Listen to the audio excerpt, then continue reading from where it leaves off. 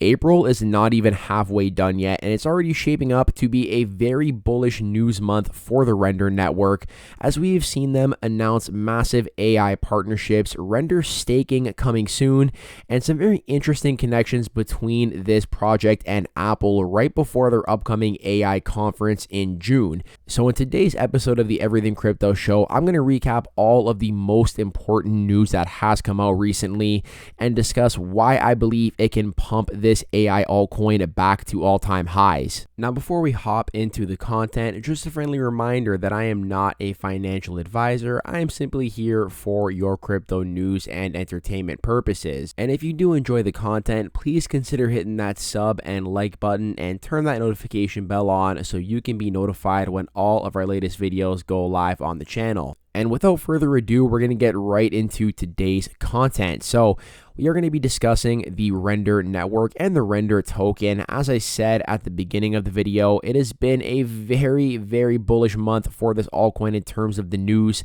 despite the token actually moving to the downside, falling about 35% from previous all-time highs.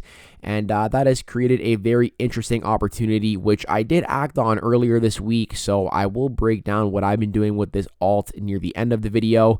But I do want to get into the news first, as there is a lot to break down. So for starters, we did see both the RNP009 and RNP10 proposals pass, which means that Prime Intellect and Exhibit have been onboarded as new compute clients with the Rndr network. So Prime Intellect aims to leverage idle compute power of Rndr nodes, boosting their use and profit through their marketplace. And what does Prime Intellect do? Prime Intellect pools GPU supply from decentralized and centralized clouds for efficient AI training, surpassing limitations of traditional computing infrastructure. And this effectively means that they are going to be tapping into the Rndr nodes to boost their use and profit through the Rndr's marketplace for that decentralized GPU compute. And we know that the more the Rndr network is used, they are paid out in Rndr tokens. An equivalent amount of Rndr tokens is then burned. So this is in fact bullish and does ramp up the utility and the demand for this altcoin. Additionally, we see Exhibit also aiming to utilize Rndr's idle GPUs and integrate them with their own network, introducing middleware that accelerates and optimizes GPUs and various layers of the compute stack to alleviate the inefficiencies in the market for complex compute workloads.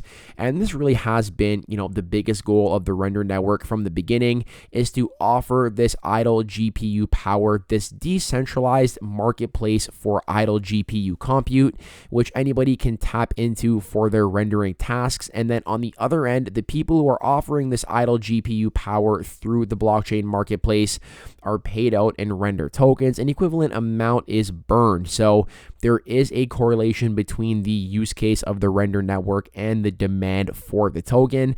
And while once started off as, only being used for rendering 3D content creation, they have now moved into offering this idle GPU power for machine learning tasks. And that's something that these two new compute clients are effectively looking to capitalize on with these proposals passing. So we saw RNP009 and 010 pass. We are no longer in the 00 James Bond era, as we've officially moved on to RNP10 and then shortly after RNP11. So this proposal here was actually authored by Imad Mostak. He was the former CEO of Stability AI, one of the biggest AI companies in the world. They partnered up with Rndr, and then he left Stability AI to actually join the advisory board of the Rndr network. Really bullish for the team, in my opinion. So this is a very big proposal, arguably the biggest one yet, behind, I believe it was RNP004, in which they began opening up the Rndr network to machine learning tasks. So Stability AI will work with Rndr to create a data set for 3D asset training, leveraging the multi-actor composition of the Rndr network nodes. Users and community members will be able to participate in the creation and benefits of this data set. Now, this is the big one here. To train models using this dataset, buyers will need to license the dataset with Rndr tokens. Additionally, it also includes plans for staking on the Rndr network. It is a big RNP, and they did open it up for discussion. The full thing is more in detail here. And I think that this kind of deserves and warrants its own video to really break down the implications for the Rndr token. But, suffice to say, just based on what you've heard alone, we're talking about licensing datasets with Rndr tokens, offering staking for the token. And this would be huge for the usage, which once again equates to more burns. And if we see people staking it as well, we could definitely see the supply of this token that is available on the buying and selling markets shrink drastically, which generally does tend to be bullish for the price action. So we also did see them kind of break down the significance of their collaboration with Otoy, which is the parent company, Rndr, as well as Stability AI. So Jules Urbach and Imad Mostaq's urgency to move towards shaping decentralized AI is to protect rights and AI innovation for creators, addressing some of the risks of centralized AI, which is, definitely a big concern. And decentralization in AI means promoting equitable benefits and upholding moral integrity. So the Rndr network is the bridge to the creative industry. That's why Ari Emanuel of Rndr is on the board. Ari Emanuel is he's the owner of Rndr, the CEO, who is the parent company of UFC and WWE. The Rndr network is 1 million GPUs, largely from creative professionals that are available. And that's why we saw Imad make the switch from Stability AI to Rndr to work on decentralized AI. So what this means in the short term is nodes will be mixed into existing workflows for textures and patterns, motion, and post-FX filters.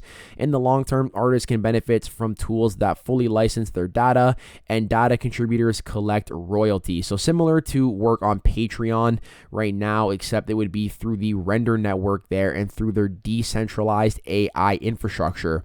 Now, I do also want to continue talking about Stability AI because we actually saw here Jules Urbach was speaking about Apple and the fact that there is a lot of convergence with Rndr and the Apple Vision Pro, but also their neural rendering on faces they showed at the NVIDIA GTC conference, which I did break down here on the channel. So that works great in Apple Silicon, and this another area of enormous potential. You might remember that Apple ported Stable Diffusion themselves to Mac/Metal, and just for some context here, you can take a look. You can see from the post that yes, Apple did actually integrate the Stable Diffusion with Core ML back in 2022, and Stability AI, they are behind the Stable Diffusion image generator, which we can see has a massive monopoly here in terms of images. Okay, so out of 15.4 billion images created last year, Stable Diffusion was about 12.59 billion of them.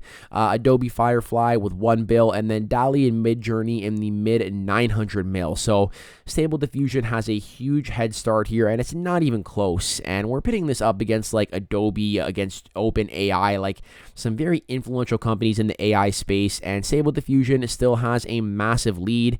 And we do know that the Apple AI conference is coming up in June of 2024, which I do believe will kind of create another run-up in anticipation of some sort of announcement. But if we do see Apple tapping into Stability AI and Stable Diffusion, and then Stable Diffusion tapping into the Rndr network, that effectively means that Apple jobs or AI jobs that are being rendered through Apple and then going through Stable Diffusion will be using the Rndr network. So really big news there. If you know that one of the biggest companies in the world is getting into content, spatial content with the Vision Pro, looking at AI use cases, it is definitely a sector to look at, and I do believe that Rndr is very well positioned to sit in the middle of this narrative, but also directly benefit from Apple getting into this sector. We also saw Apple actually go ahead and reveal this patent that they filed. So they're basically looking to discover via a network interface through a device one or more compute nodes operable to facilitate rendering the three-dimensional content. So this right here, one or more compute nodes, this sounds exactly like what the Rndr network is offering with their decentralized GPU fleet. And I think it's really interesting because I think what's happening right now is that we're basically seeing the demand for AI. It's exponential. Like, we are in the very early phases of the growth cycle for AI, but the supply here is the bottleneck. And that is something that the Rndr network can actually solve with their decentralized GPU fleet. So really interesting to see that patent actually come from Apple. It's already exactly what Rndr network does offer here. And yeah, we know, when you see all the biggest companies in the world getting bullish on this, you factor in that crypto has been taking off, and there's a lot of traditional finance players looking at this market as well. I think Rndr is set to benefit from two of these narratives, which are driving a lot of the market growth right now. Now, I do also want to kind of take a look at the token price to wrap things up. That was all the news. As I said, I do want to give a bit of a more of a deep dive into the RNP11 staking proposal in a future video. But I do want to wrap this up taking a look at the price action, because despite all the bullish news, we have seen the token pull back here about 30%, 35% from those all-time highs. Now, I tweeted here in mid-March that I could see a scenario where it retraces following the NVIDIA GTC conference. This was back on March 14th. And then a couple of weeks later, we did actually see this move take place. I'm not saying I always get it right. That is definitely not the case. But, to me, I didn't think this had to happen for sure. I just thought that if it did happen, it would be an opportunity that I would want to take advantage of. We have the 2021 all-time high acting as resistance here. We then saw Rndr kind of slice through it like butter on the run-up to the NVIDIA conference. And then we saw a nice back test and a perfect retest of this prior resistance as an area of support. So, when you see something like that, to me, that signals a buying opportunity. And yeah, I did take advantage of that. I tweeted there that I did add on the dip. Now, if we do see the market reverse here and move higher, I do think that Rndr really wants to just make a run back up to that $13.50 range. We are basically in price discovery at the moment, okay? We've only broken above this price in early March, and, we've only been in this range for about a month now. There is not a lot of prior history to work on when it comes to this territory here. And I do think that, just based on the fact that we have the Apple conference coming up, there's a lot of hype behind the Rndr token. I would not be shocked if the market reverses here to just see Rndr make its run back up to the mid $13 range. So we have that back test of the previous all-time high as support, which I do view as bullish. And additionally, I do want to take a look at the Rndr Bitcoin pair as well. So if we take a look at this right here, and we take a look at the price range, you can see that just as the Rndr USD pair actually pulled back about 30%, the Rndr to Bitcoin pair also pulled back 30%. Now, the one thing to mention is that it actually did break below its all-time high versus Bitcoin, unlike versus its USD pair.